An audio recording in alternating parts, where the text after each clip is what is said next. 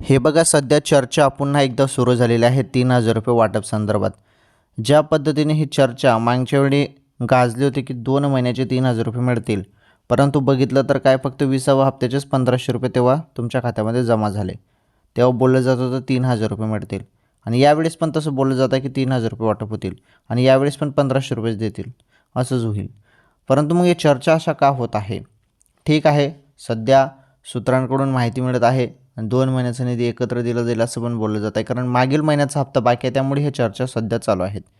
मागील महिन्याचा म्हणजे मार्च महिन्याचा हप्ता बाकी आहे आणि हा एप्रिल महिना चालू आहे. बघू आता समजेलच सर्व काही जे अपडेट आल्यावर कळेलच. परंतु मी तुम्हाला सांगतो तुमच्या खात्यामध्ये हप्ता लवकरच जमा होईल.